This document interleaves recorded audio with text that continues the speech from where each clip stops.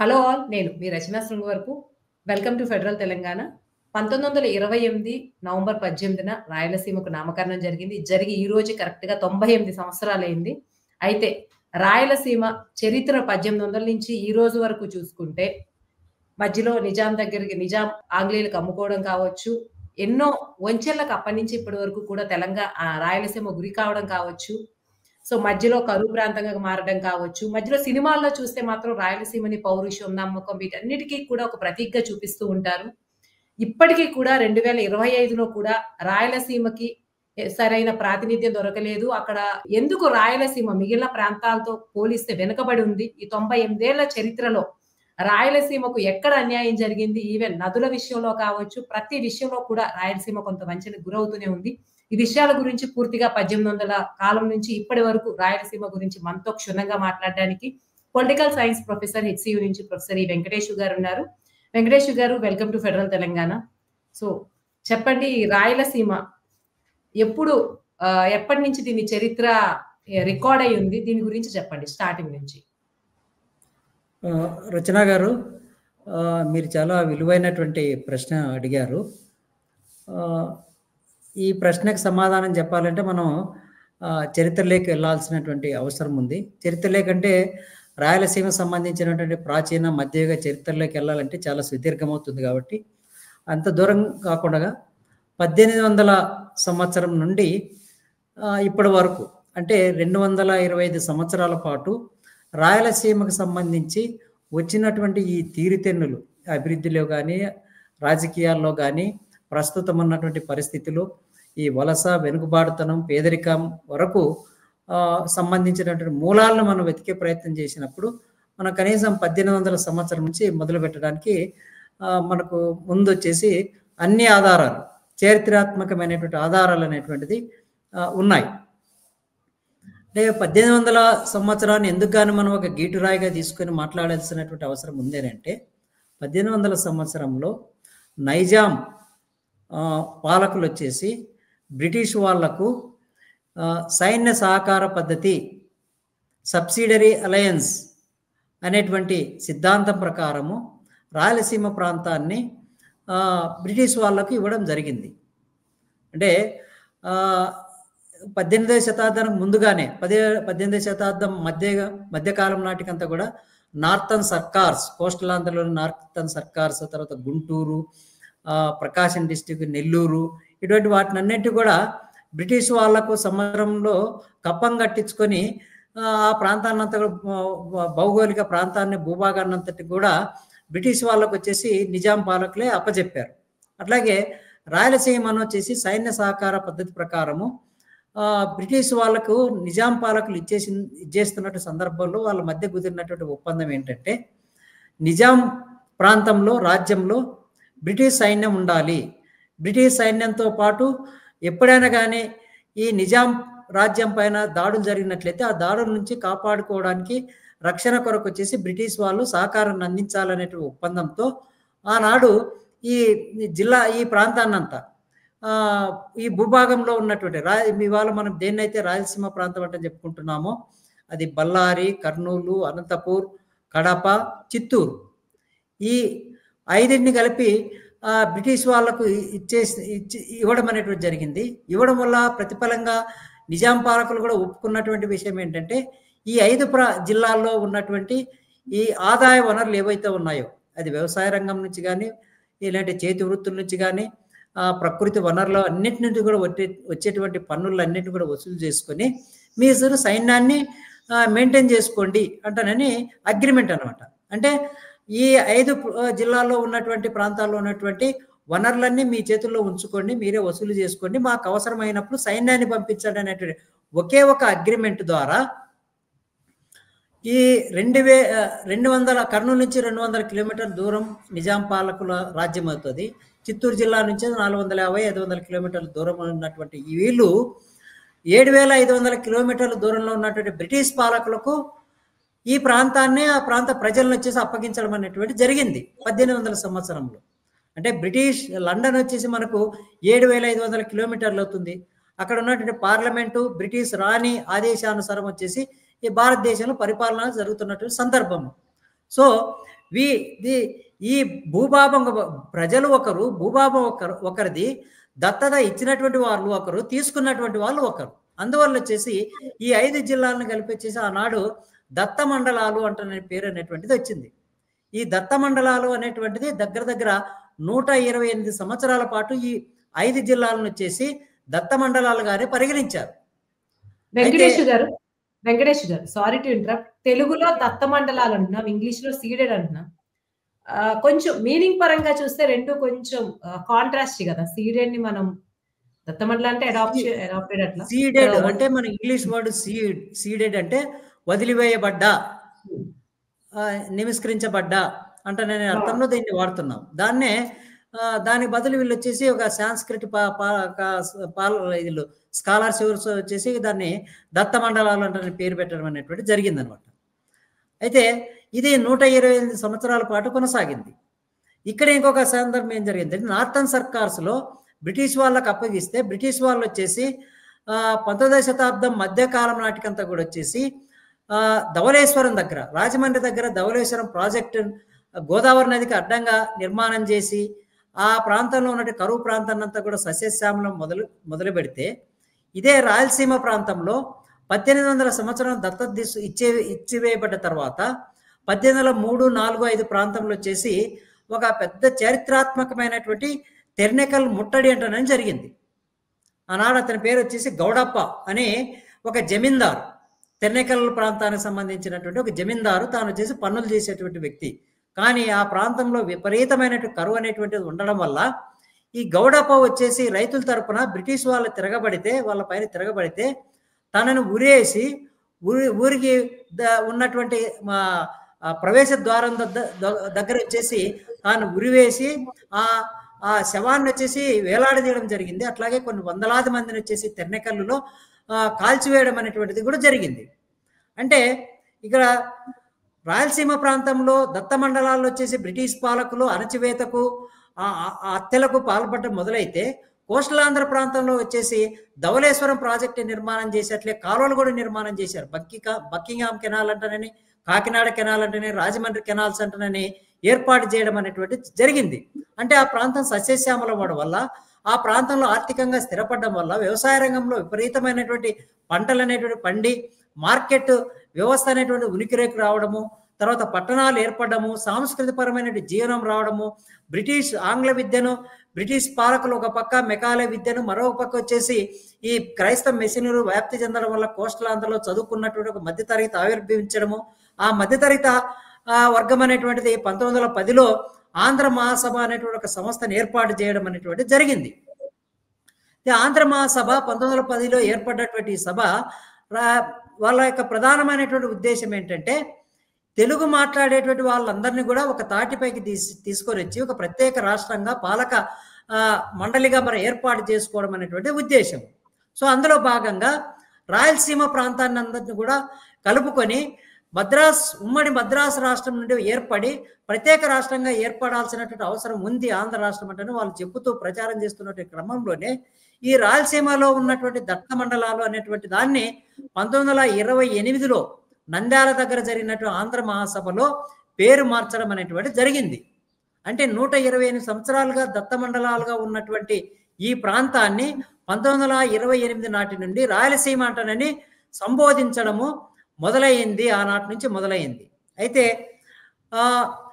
ఆంధ్ర మహాసభ వాళ్ళు వచ్చేసి రాయలసీమ ప్రజలను కేవలం వాళ్ళలో కలుపుకొని ఇదేదో రాజకీయ ప్రయోజనాలకు ఉపయోగించుకుంటారనేటువంటి ఉద్దేశం పసిగట్టినటువంటి వాళ్ళు 1935లో రాయలసీమ మహాసభ అనేటువంటిది ఏర్పడింది.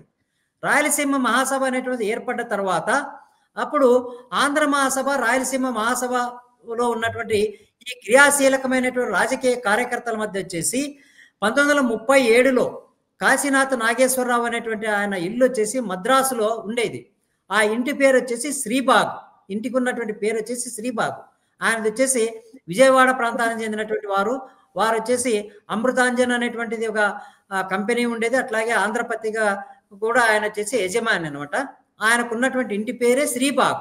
శ్రీబాగ్లో జరిగినటువంటి అక్కడి నుంచి ఒక నలుగురు, ఇక్కడి నుంచి వచ్చి నలుగురు వచ్చేసి దానిపైన సంతకాలు పెట్టినటువంటి ఒక ఇన్ఫార్మల్ డాక్యుమెంట్. దానికి వచ్చేసి ఎక్కడ లీగల్ స్టేటస్ అటువంటిది ఏం లేదు. అందులో ప్రధానంగా 3 అంశాలపైన అంగీకారం అనేటువంటిది జరిగింది. ఒకటి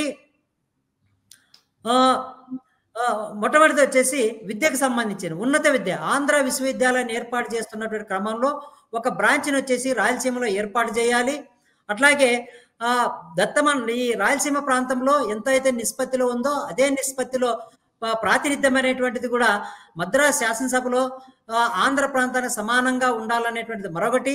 రాజధాని అనేటువంటి సంబంధించినటువంటిది అదొకటి. తర్వాత నీళ్లకు సంబంధించి కృష్ణానది, పెన్నా నదికి సంబంధించినటువంటి నీళ్ల పంపిణీలో కూడా సమాన పంపిణీ జరగాలనేటువంటిది ఒకటి జరిగింది. అందు ఫలితంగానే మనకు వచ్చేసి 3 చారిత్రాత్మకమైనటువంటి కీలకమైనటువంటి ఘట్టాలు 1928లో రాయలసీమ అంటేనే పేరు మార్చడం, 1935లో రాయలసీమ మహాసభ ఏర్పడము, 1937లో శ్రీబాగు ఒడంబడిక అనేటువంటి కుదరడం అనేటువంటిది జరగడం అనేటువంటి చారిత్రాత్మకమైనటువంటి అంశాలండి. ఇంకా ఆ తర్వాత కనపడుతుంది. మధ్యలో రాయలసీమ అన్న పేరే సెలెక్ట్ చేసుకోవడానికి వెనక ఇంకేదన్నా రీజన్ ఉందా ఆ పేరు పెట్టడానికి? అంటే ఈ ప్రాంతంలో ఈ ప్రాంతాన్ని అంతటి వచ్చేసి ఈ కృష్ణదేవరాయల పాలన, రాయల వంశం చెందినటువంటి వాళ్ళు పరిపాలించారు కాబట్టి ఈ ప్రాంతంలో వచ్చేసి ఆనాడు ముఖ్యంగా ఇరిగేషన్ సంబంధించి నీటిపారుదలకు సంబంధించి ప్రతి గ్రామంలో కూడా చెరువులు తవ్వించడం, కొన్ని వేల చెరువులు అనేవి తవ్వించడము, దగ్గర 13,000 చెరువులు దాకా తవ్వించడం అనేటువంటి జరిగింది. అంటే రైతులకు కాస్త కూస్తో మేలు చేసినటువంటి ప్రభుత్వం కాబట్టి, పాలన కాబట్టి. అలాగే తెలుగు సాహిత్యంలో మనకు అష్టదిగ్గజాలు, తర్వాత శ్రీకృష్ణదేవరాయలు లాంటి వాళ్ళే దీన్ని తాను కూడా స్వయాన రచయిత, కవి అవడం ఫలితంగా వచ్చేసి రాయలనేటువంటి ప్రాంతం కాబట్టి దీన్ని రాయలసీమ అంటనే పేరు పెట్టుకుంటే బాగుంటుందంటానని చెప్పి, ఇది దత్తత ఇచ్చేవాడేవాడు తీసుకునేవాడేవాడు అంటేనే ఒక డిగ్రీ కళాశాల అధ్యాపకుడు వచ్చేసి ఒక పెద్ద గేయాన్ని రాశాడు. దీన్ని దత్త మండలాన్ని రాయలసీమగా ఎందుకు కానీ మార్చాలనేటువంటి దానికి సంబంధించి అనంతపురం ఒక డిగ్రీ కాలేజీలో ఆయన వచ్చేసి అధ్యాపకుడు. ఆయన రాసినటువంటి గేయాన్ని ఆధారంగానే వచ్చేసి రాయలసీమ అంటనే పేరు మార్చడం అనేటువంటి జరిగిందండి. వెంకటేష్ గారు ఇంకొకటి చెప్పండి. రాయలున్న సమయంలో ఆ పరిపాలన మీరే చెప్పారు 1300 దాకా చెరువులు తవ్వించారు, ఇదంతా చేశారు, చాలా ప్రాస్పరస్. 13,000 చెరువులు అండి. 13,000 చెరువులు, 100 కూడా కాదు. మరి ఎందుకు అది క్రమక్రమంగా కరువు ప్రాంతంగా నీటి విషయంలో కావచ్చు, సాగునీటి విషయంలో ఇప్పటికి కూడా ఎందుకు ఎంత ఇబ్బందులకి లోనవుతుంది? ఓ పక్కన ఆంధ్ర అంతో ఇంతో డెవలప్ అవుతుంది, తెలంగాణ అంతో ఇంతో, ముఖ్యంగా సామాన్య ప్రజానికం దృష్టిలో అంతో ఇంతో లివబుల్ గా ఉంది. ఎందుకు రాయలసీమ మాత్రం ఇంకా వెనక్కి వెళ్ళిపోతూ ఉంది? ఎందుకు గానీ రాయలసీమ ఎంతగా వెనకబడిపోయింది? ఇన్ని ఓయల చెరువులు ఒకప్పుడు ఉన్నప్పటికీ అంటానని అనే ప్రశ్నకి సమాధానం చెప్పాలనుకున్నప్పుడు, గతంలో పాలకుల యొక్క వారసులకి ఇప్పుడు వస్తున్నటువంటి వాళ్ళ ప్రజాప్రతినిధులకు చాలా మందికి కోపం రావచ్చు. కానీ మొట్టమొదటిగా రాయలసీమ ప్రాంతం ఎంతగా వెనుకబడిపోవడానికి వచ్చేసి రాయలసీమ పాలకులు బాధ్యత వహించాలి, అందులో అనుమానం లేదు. 1950 దశకంలో నూతనంగా దేశానికి స్వతంత్రం వచ్చి ఒక పక్క మద్రాసు రాష్ట్రం నుంచి విడిపోయి ఆంధ్ర రాష్ట్రం ఏర్పడుతున్నటువంటి క్రమంలోనే బెజవాడ గోపాలరెడ్డి రాష్ట్రానికి ముఖ్యమంత్రి అయ్యారు. అట్లాగే నీలం సంజీవ్ రెడ్డి ముఖ్యమంత్రి అయ్యారు. వీళ్ళు కాంగ్రెస్ పార్టీ తరఫున ముఖ్యమంత్రులు అయినటువంటి వాళ్ళు. వీళ్ళు వచ్చేసి ఆనాడు దేశానికి ప్రధానమంత్రిగా ఉన్నటువంటి జవహర్లాల్ నెహ్రూని ఒప్పించి ఎక్కడైతే కృష్ణానది, తుంగభద్రా నది సంగమం అయి కలిసిపోయి సంగమేశ్వరం అనేటువంటి చోట నాగార్జున సాగర్ లాంటి ప్రాజెక్టు నిర్మాణం చేయించడంలో వైఫల్యం చెందారు. వైఫల్యం చెందడం ఫలితంగా వచ్చేసి ఒక పక్క రాయలసీమ ప్రాంతం నుంచి అట్లాగే తెలంగాణ ప్రాంతం నుంచి 170 కిలోమీటర్లు వచ్చేసి కృష్ణానది అనేటువంటి ప్రవహిస్తుంది.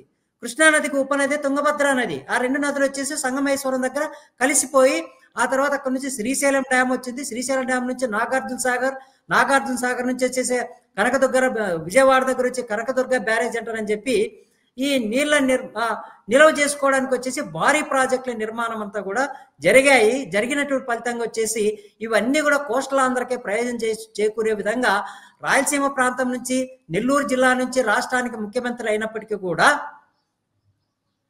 ఈ ప్రాంతంలో ప్రవహిస్తున్నటువంటి నీళ్లకు అడ్డంగా ప్రాజెక్టులు నిర్మాణం చేయకుండా నీళ్ళను వచ్చేసి కోస్టల్ ఆంధ్రకి వెళ్ళిన తర్వాత కోస్టల్ ఆంధ్ర వాళ్ళు వచ్చేసి కేఎల్ రావు లాంటి వాళ్ళు ప్రణాళికలు సిద్ధం చేసుకొని ఒక పక్క నాగార్జున సాగర్ డ్యామ్, శ్రీశైలం ప్రాజెక్టు, తర్వాత విజయవాడ దగ్గర బ్యారేజ్ నిర్మాణం చేసుకోవడం ఫలితంగా వచ్చేసి ఇవాళ కోస్టల్ ఆంధ్ర వచ్చేసి ఒక నిండు కుండలాగా 360 రోజులు 24 గంటలు నిండు కుండలాగా ఉండే విధంగా తయారు చేసుకున్నారు వాళ్ళు. ఒక పక్క గోదావరి నది నుండి ప్రవహిస్తున్నటువంటి నదికి అడ్డంగా ధవళేశ్వరం ప్రాజెక్టు నిర్మాణం, కాలువ నిర్మాణం చేసుకున్నారు.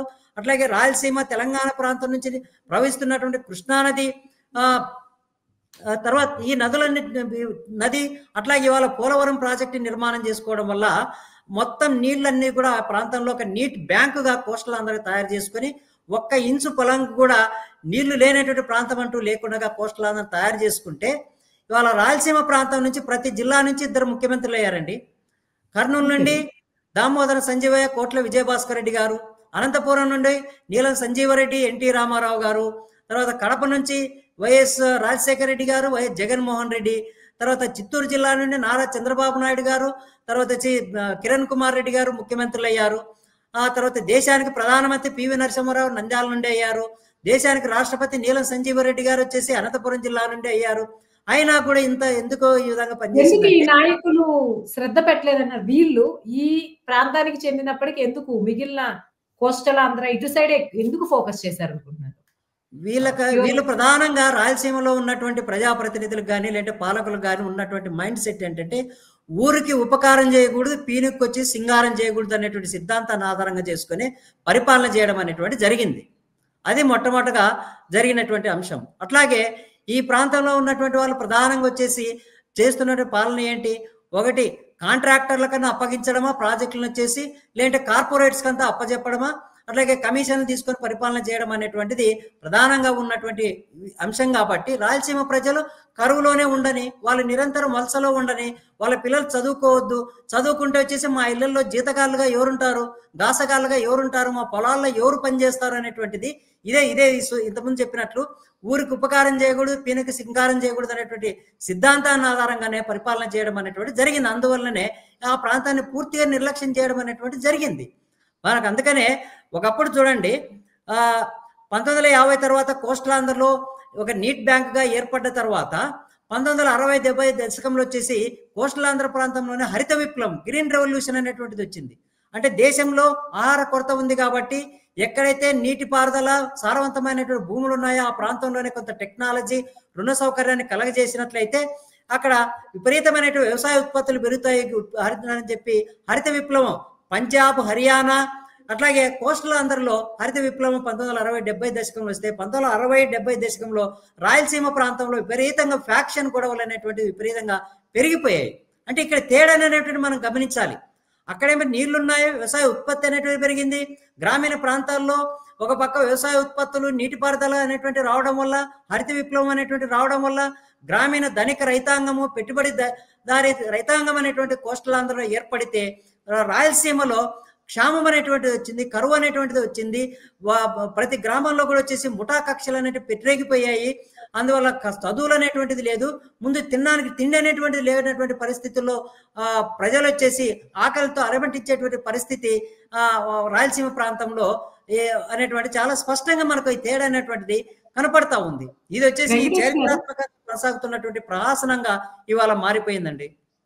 వెంకటేష్ గారు, ఇంకొకటి చెప్పండి. మీరు రాజకీయ నిర్లక్ష్యం కావచ్చు, దాని నుంచి వచ్చినటువంటి నాయకులు పట్టించుకోవడం ఒక కారణం, అది పక్కన పెడితే మీరే చెప్పారు ఈ ఫ్యాక్షనిజం రాయలసీమ అనగానే అందరికీ గుర్తొచ్చేది సినిమాల వల్ల కావచ్చు, అంతే అవే లిమిటెడ్ నాలెడ్జ్ వల్ల కావచ్చు, ముఠా కక్షలు, ఫ్యాక్షనిజమే ఎక్కువ గుర్తొస్తుంది. ఈ ఫ్యాక్షనిజం అన్నది మొదటి నుంచి రాయలసీమ ఏర్పడినప్పటి నుంచి ఉందా, మధ్యలో ఏదైనా కారణాల వల్ల ఏర్పడిందా? రాయలసీమ అభివృద్ధి చెందకపోవడానికి రాజకీయ నిర్లక్ష్యం ఎంత కారణమో దీన్ని కూడా అంతే అలాంటి కారణంగానే పరిగణించవచ్చు. ఈ ఫ్యాక్షనిజం ని మీరు రాయలసీమ డెవలప్ కాకపోవడంలో ఏ యాంగిల్లో చూస్తారు? ఒకటి, భూమిపైన ఆధిపత్యం ఉన్నటువంటి ఈ కులాలు ఏవైతే ఉన్నాయో వాళ్ళు వచ్చేసి వాళ్లకు డబ్బులు అనేటువంటిది అవసరం వచ్చింది. ఆ డబ్బులు అవసరం వచ్చినప్పుడు అక్కడ ఉన్నటువంటి ప్రకృతి వనరులు, అంటే వన సంపద, అట్లాగే కాంట్రాక్టులు, సివిల్ కాంట్రాక్టులు, తర్వాత లిక్కర్ కాంట్రాక్టులు, వైన్ షాపులు, తర్వాత అక్కడ ఉన్నటువంటి మినరల్ ప్రకృతి వనరులో ఉన్నటువంటి మినరల్స్, ఖనిజాలు అనేటువంటి వాటిపైన వీళ్ళు కొల్లగొట్టుకోవాలనుకున్నటువంటి సందర్భంలో వీళ్ళ మధ్య గొడవలు అనేటువంటిది వచ్చాయి. పార్టీ పైన ఆధిపత్యం ఉన్నటువంటి వాళ్ళు శాసనసభలకు లేట పార్లమెంట్కి ఎన్నికైనటువంటి వాళ్ళ మధ్య ఈ అంతర్గత విభేదాలను వచ్చినప్పుడు ఊళ్ళల్లో ఈ రెండు వర్గాలుగా విభజించి సామాన్య ప్రజానీకం అనేటువంటి వాళ్ళు కొట్టుకొని సాస్తే వీళ్ళు మాత్రం వీళ్ళ కుటుంబాలు మాత్రం చాలా హాయిగా ఉన్నాయి, బ్రహ్మాండంగా ఉన్నారు. వాళ్ళంతా సంపద సంపాదించుకున్నారు, పదవులు వచ్చాయి, తర్వాత ప్రభుత్వ ఉద్యోగాలు పొందారు, కాంట్రాక్టులు పొందారు. ఈ కింది కులాలకు చెందినటువంటి వాళ్ళు, నిరుపేద ప్రజానీకం అనేటువంటి వాళ్ళు ఈ ముఠా రాజకీయాల్లో బలిపశువులో తయారైపోయి రక్తసిక్తమై కొన్ని గ్రామాల్లో అయితే వందలు జనాలు వచ్చేసి హత్యలకు గురిపడినటువంటి వాళ్ళు ఉన్నారు. అనేక కుటుంబాలు నాశనమైనటువంటి వాళ్ళు ఉన్నారు. అట్లాగే కోర్టు కేసుల్లో కానీ, పోలీస్ కేసుల్లో కానీ, నేషనల్ క్రైమ్ రికార్డ్స్లో చూసినప్పుడు కానీ శిక్ష పడ్డటువంటి వాళ్ళు, అదేవిధంగా పోలీసుల దాడుల సందర్భంగా వాళ్ళ యొక్క దాడులకు గురైనటువంటి వాళ్ళు, వీళ్ళందరూ కూడా ఈ కింది కులాలకు చెందినటువంటి వాళ్ళు, తర్వాత వచ్చేసి నిరుపేద కుటుంబాలకు చెందినటువంటి వాళ్ళు బలిపశులుగా తయారైపోయి బలిపశులైతే ఇవాళ కొంతకాలానికి వచ్చేసి చాలా మంది చేసినటువంటి ప్రయత్న ఫలితంగా ఒక మీడియా కావచ్చు, ఎడ్యుకేషన్ చదువు వల్ల కావచ్చు, కొంతమంది ప్రభుత్వ అధికారులు చేసినటువంటి కృషి ఫలితంగా వచ్చేసి ఇవాళ జనంలో ఒక మైండ్ సెట్ అనేటువంటి చేంజ్ అయిపోయింది. ఫ్యాక్షనిజంలో ఉండడం వల్ల వ్యక్తిగతంగాను, కుటుంబ పరంగాను, ఆ గ్రామంలోను, సామాజిక పరంగాను బలిపశులుగా తయారైపోయి నష్టపోయేది వచ్చేసి వీళ్ళు, లాభపడేది వాళ్ళు వచ్చేసి ఇంకొకరు అంటేనే అర్థమైన తర్వాత ఇవాళ జనం ఏం చేస్తా ఉన్నారంటే, ఈ ఫ్యాక్షన్ రాజకీయాలకు బదులు మనము ఊర్లో తినడానికి బ్రతుకు తెరువు అనేటువంటిది లేనప్పుడు వలస వెళ్ళి ఎక్కడో వెళ్ళి పొట్టబేసుకోవడం మంచిదే అనేటువంటి ఉద్దేశంతో ఇవాళ వలసలు అనేటువంటిది ప్రారంభమయ్యాయి. అది వలసలు అనేటువంటి 1990 దశకంలో నుంచి ప్రారంభమయ్యాయి. అప్పటి నుంచే మన క్రమంగా వచ్చేసి ఈ హింసాత్మకమైనటువంటి హత్యా రాజకీయాలు, అంతక రాజకీయాలు, ఫ్యాక్షనిస్ట్ అనేటువంటివి కూడా క్రమం తగ్గుతూ వచ్చాయి. ఎందుకంటే ఫ్యాక్షనిస్టులు ఆశ్రయించేటువంటి వాళ్ళ యొక్క జనము వాళ్ళు తగ్గిపోతూ ఉన్నారు. ఈ ఊర్లో ఉండి ఈ గొడవలకు బలైపోయేటువంటి దానికి బదులు ఎక్కడో సుదీర్ఘ ప్రాంతాలకు వెళ్ళి ఎక్కడో వ్యవసాయంలోనో, లేదంటే రోడ్ల పనులలోనో, లేదంటే కోస్టల్ ఆంధ్ర ఇవాళ గుంటూరు, అమరావతి, కృష్ణా జిల్లాల్లో పత్తి, మిర్చి తోటలో పనిచేస్తున్నటువంటి వాళ్ళంతా కూడా ఈ రాయలసీమ ప్రాంతం నుంచి వచ్చి వలస వెళ్ళినటువంటి కూలీలైనటువంటి విషయం కూడా మనకు చాలా స్పష్టమైనటువంటి ఆధారాలు ఉన్నాయి. నేను ఒకసారి అమరావతి నుండి వస్తూ ఉంటే అక్కడ కారులో పత్తి చేలలో పనిచేస్తున్నటువంటి వాళ్ళతో మాట్లాడితే వాళ్ళు చెప్పారు, మీరు ఏ ప్రాంతం నుంచి వచ్చారంటే మేము వచ్చేసి కర్నూలు జిల్లా పశ్చిమ ప్రాంతం అయినటువంటి ఆదోని, ఎమ్మెగనూరు, ఆలూరు, డోన్, పత్తికొండ ప్రాంతం నుంచి, అట్లాగే అనంతపురం ప్రాంతం నుంచి వచ్చాము, ఇక్కడ మన బ్రతుకు తెరుక్కుంటానంటని చెప్పారు. కొద్ది రోజుల కిందట ఇక్కడ మా ఇంటికి వచ్చేసి ఒక అబ్బాయి ఒక సిలిండర్ తీసుకొని వచ్చాడు, గ్యాస్ సిలిండర్ తీసుకొని వస్తే ఆ అబ్బాయి అడుగుతున్నాడు, సార్ మీ భాష వచ్చేసి రాయలసీమ భాషలాగా మీరు మాట్లాడే విధానము, మీ ఊరు ఎక్కడ సార్ అంటానన్నాడు. అంటే నాది వచ్చేసి కర్నూలు జిల్లా అంటని చెప్పారు. సార్ మాది కూడా వచ్చేసి కోడుమూరు దగ్గర మాచాపురానికి గ్రామాన్ని చెందినటువంటి వాళ్ళం సార్ అంటున్నాడు. అతను మరి నేనంటే ఇక్కడ చదువుకొని ఒక ప్రొఫెసర్గా హైదరాబాద్ సెంట్రల్ యూనివర్సిటీలో వచ్చాను, నువ్వు వచ్చేసి ఇక్కడ ఎందుకు వచ్చి సిలిండర్లు మోస్తా ఉన్నావు అంటే, మా ఊర్లో విపరీతమైన కరువు ఉంది, తర్వాత ఒకప్పుడు ఫ్యాక్షన్ ప్రభావం విపరీతంగా మమ్మల్ని భయభ్రాంతులకు గురి చేస్తూ ఉండేది, అక్కడ ఆకలితో అలర్ట్ దాని బదులు ఇటువంటి చోట వచ్చేసి కనీసం సిలిండర్లు ఇంటింటి పొడితే సిలిండర్లు వేసినందుకు మా కడుపనే నిండుతుంది అంటానని చెప్పి అతను చెప్పాడు. అట్లాగే చాలా మందితో ఇంటరాక్ట్ అవుతున్నప్పుడు ఒకసారి వలంగల్లో కాకతీయ యూనివర్సిటీలో అక్కడ మీటింగ్ అడ్రస్ చేసి నేను వస్తా ఉన్నప్పుడు జనగావు దగ్గర పత్తి తోటల్లో అక్కడ టీ తాగడానికి ఆపినప్పుడు పత్తి పొలాలలో వచ్చేసి మా గ్రామానికి చెందినటువంటి కూలీలు అక్కడ వచ్చేసి పనిచేస్తూ ఉన్నారు. సో ఈ విధంగా అనేక రకమైనటువంటి స్టోరీస్, కథలు అనేటువంటి మనకు కోకొల్లలుగా మనకు రాయలసీమ ప్రాంతం నుంచి కనపడుతున్నాయి. అంటే వాళ్ళ ఫ్యాక్షన్ అనేటువంటిది బలహీనపడుతున్న క్రమంలోనే ఈ వలస అనేటువంటిది పెరుగుతూ ఉంది. వలసలు అనేటువంటి పెరగడం వల్ల వాళ్ళ పిల్లలను కూడా మధ్యలో చదువు ఆపివేసి వాళ్ళ పిల్లలను కూడా వాళ్ళతో తీసుకొని వెళ్ళిపోవడం వల్ల ఇవాళ వచ్చేసి కర్నూలు, అనంతపూరు లాంటి జిల్లాలు మొత్తం ఈ మానవాభివృద్ధిలోనే అతి తక్కువ స్థాయిలో ఉన్నాయి. మనకు ఆంధ్రప్రదేశ్లో మన్యం ఈ ఆదివాసీ ప్రజలు ఉన్నటువంటి జిల్లాలో మనకి 10వ తరగతి ఫలితాలను పరిశీలించినట్లయితే అతి తక్కువ ఆదివాసీ జిల్లా అనేటువంటి మన్యం జిల్లా వస్తుంది. ఆ తర్వాత కర్నూలు జిల్లా, తర్వాత వచ్చేసి అనంతపురం జిల్లాలోనే అతి తక్కువ పర్సెంటేజ్ 10th క్లాస్ స్టూడెంట్స్ అనేటువంటి వాళ్ళు పాస్ అవుతున్నారంటే ఈ హ్యూమన్ క్యాపిటల్, మానవాభివృద్ధి అనేటువంటిది ఎంత వెనుకబడి ఉందో అనేటువంటి విషయం మనకు చాలా స్పష్టంగా మనకు కనపడతా ఉంది. అంటే ఈ ఫ్యాక్షనిజం అనేటువంటిది పోవడం మంచిదే, కానీ వలసలు అనేటువంటిది దానివల్ల ఎంత నష్టం జరుగుతుందో వాళ్ళ స్వగ్రామంలోనే, వాళ్ళ ఊర్లోనే జీవనోపాధి అనేటువంటి బ్రతుకు తెరువు అనేటువంటిది ఏర్పాటు చేసుకోలేకపోవడం వల్ల ఇవాళ వాళ్ళు వచ్చేసి కడుపు చేత పట్టుకొని బ్రతుకు తెరువు కొరకు వచ్చేసి ఊరు వాడ ఎక్కడ ఉపాధి దొరుకుతుందంటే అక్కడ వాళ్ళు ఇవాళ వెళ్ళి పని చేసుకుని బతికేటువంటి పరిస్థితి రాయలసీమ ప్రజానికానికి ఈ దుస్థితి ఇవాళ దాపురించిందండి. ఓకే వెంకటేష్ గారు, ఫైనల్ గా 1 క్వశ్చన్. విద్యావంతులైనటువంటి మీరు కూడా రాయలసీమ నుంచి వలసొచ్చి హైదరాబాద్‌లో సెటిల్ అయ్యారు. సో చాలా మంది మీరే అన్నారు.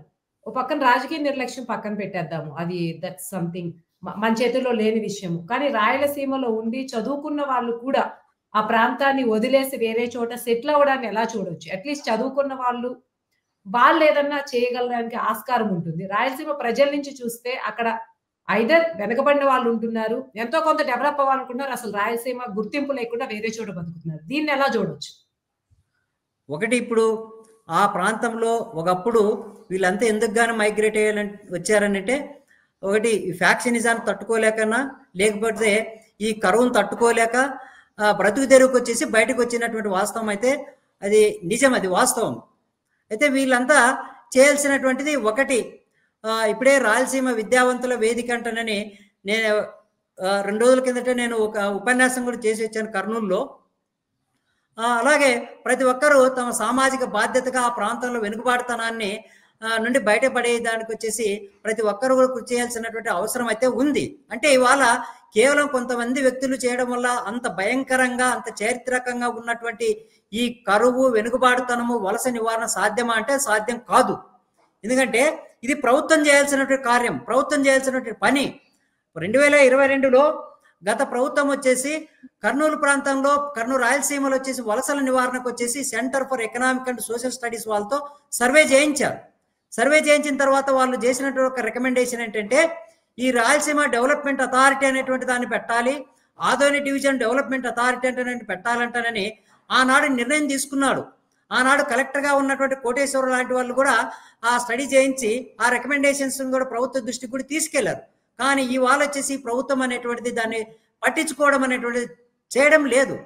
పట్టించుకోకపోగా ఇవాళ గతంలో ఉన్న ప్రభుత్వం వచ్చేసి SEZ పేరు మీద లేకపోతే అభివృద్ధి పేరు మీద వచ్చేసి కాంట్రాక్టర్లకు అప్పచెప్పితే ఇవాళ ఉన్నటువంటి ప్రభుత్వం వచ్చేసి ప్రభుత్వ భూములన్నింటినీ కూడా కార్పొరేట్లకు ప్రైవేట్ కార్పొరేట్లకు అప్పచెప్పడం అనేటువంటి జరుగుతూ ఉంది. దీనివల్ల వచ్చేసి రాయలసీమ ప్రజానీకానికి వచ్చేసి ఉద్యోగ కల్పనో లేదంటే ఉపాధి కల్పనో లేకపోతే ఆ ప్రాంతం అభివృద్ధి జరుగుతుంది అనేటువంటిది అవాస్తవం. అక్కడ చేయాల్సినటువంటిది ఏంటంటే ఒక్కొక్క జిల్లాకు సంబంధించి ప్రత్యేకంగా అక్కడ అభివృద్ధి అనేటువంటిది జరగడానికి వచ్చేసి ప్రత్యేకమైనటువంటి చర్యలు చేపట్టారు. ఉదాహరణకు వచ్చి పశ్చిమ కర్నూలు జిల్లాలో 2 నదుల మధ్య ఉన్నటువంటి ప్రాంతం అది. ఒక పక్క హంద్రి నది, ఇంకో పక్క వచ్చేసి తుంగభద్ర నది అనేటువంటిది ఉంది. ఇక్కడ పెద్ద పెద్ద ప్రాజెక్టులు నిర్మాణం చేయాల్సినటువంటి అవసరం లేదు. ఈ ప్రాంతం ప్రతి గ్రామానికి చెరువు అనేటువంటిది ఉంది. ఒకవేళ చెరువులు లేని గ్రామం ఏదైనా ఉంటే ప్రభుత్వమే చెరువులు చేపట్టి లిఫ్ట్ ఇరిగేషన్ ప్రతి సంవత్సరం వచ్చే హంద్రి నదికి ఒక పక్క, తుంగభద్ర నదికి వచ్చేసి మరొక పక్క వరదలు వస్తున్నాయి. ఈ 2 నదుల నుంచి సంవత్సరానికి 2 సార్లు వరదలు వచ్చినప్పుడు ఈ చెరువులు నింపగలిగితే ఆ ప్రాంతం వచ్చేసి సస్యశ్యామలంగా మారిపోయి వ్యవసాయ రంగం విపరీతంగా అభివృద్ధి చెంది వ్యవసాయేతర రంగంలో కూడా ఉపాధి అవకాశాలు కల్పించబడతాయి, వలసలు అనేటువంటి నివారించబడతాయి, విద్యాభివృద్ధి అనేటువంటి జరుగుతుంది. అట్లాగే ఆ ప్రాంతంలో పరిశ్రమలు అనేటువంటివి కూడా వస్తాయి. అది నిజమైన అభివృద్ధి. కానీ ఎక్కడో బయట నుండి వచ్చినటువంటి కార్పొరేట్ క్యాపిటల్ని తీసుకొచ్చి ఆ ప్రాంతంలో ఉన్నటువంటి ప్రభుత్వ భూములను ప్రైవేటు పెట్టుబడిదారులకు అప్పచెప్పడం వల్ల లేదా ఆ ప్రాంతంలో ఉన్నటువంటి ధనికులకు సంపన్నులకు ఇవ్వడం ద్వారా ఆ రాయలసీమలో ఉన్నటువంటి పేదరికము లేదంటే వెనుకబాటుతనము వలసలు కక్షలు కార్పణ్యాలు ఈ కరువు కాటకాలు నెరవేరుతావి అనేటువంటిది ఒక పెద్ద భ్రమ అండి.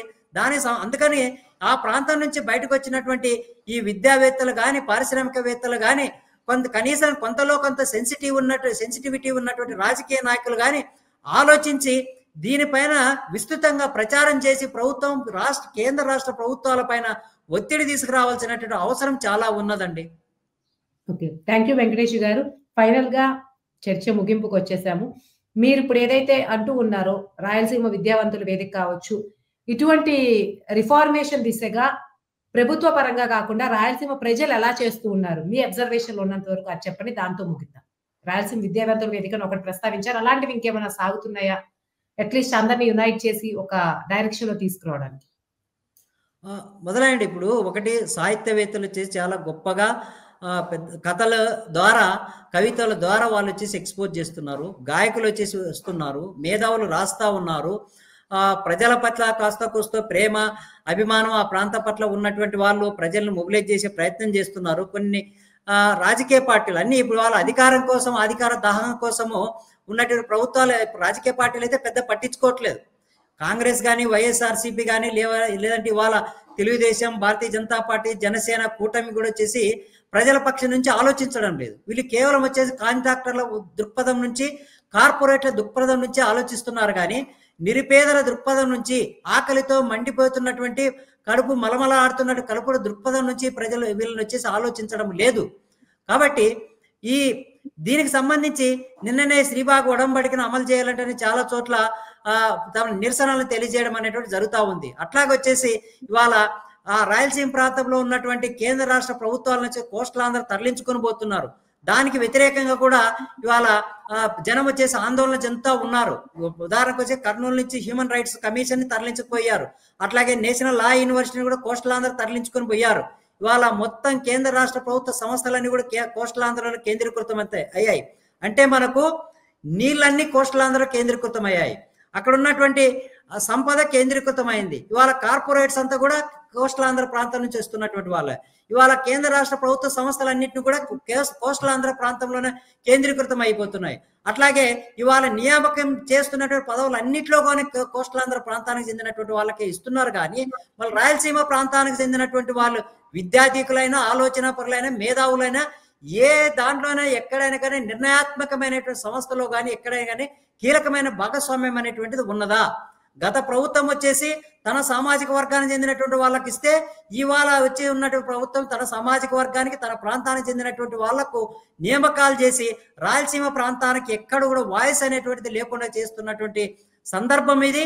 దీనికి సంబంధించి అందరూ కూడా స్పందించాల్సినటువంటి అవసరం చాలా ఉందండి. ముఖ్యంగా కేంద్ర రాష్ట్ర ప్రభుత్వాలు స్పందించాల్సినటువంటి అవసరం చాలా ఉంది. థ్యాంక్ యూ వెంకటేష్ గారు. ఓవరాల్ గా రాయలసీమలో విద్యావంతుల స్వరాలు కొంత వినిపిస్తున్నాయి, సాహితీవేత్తల స్వరాలు కనిపిస్తుందా? ప్రభుత్వ నిర్లక్ష్యం అయితే స్పష్టంగా కనిపిస్తుంది మీ మాటలు బట్టి చూస్తూ ఉంటే. ముఖ్యంగా రాయలసీమ ప్రాంతానికి చెందిన ముఖ్యమంత్రులు కూడా కొంత నిర్ణయాత్మకంగా ప్రవర్తించకపోవడం, వ్యవహరించకపోవడం అన్నది రాయలసీమని ఇప్పటికి కూడా అదే దారిలో ఉండేలా చేస్తుంది. ఏదేమైనప్పటికీ మీరన్నట్లు కొంత ఇప్పటికైనా ప్రభుత్వం స్పందించి ఆ చర్యలో కొన్ని చర్యలు తీసుకోవాలని ఈ దిశలో మనస్ఫూర్తిగా కోరుకుందాం. Thank you so much Venkatesh గారు. ఇంతటితో చర్చ ముగిద్దాం.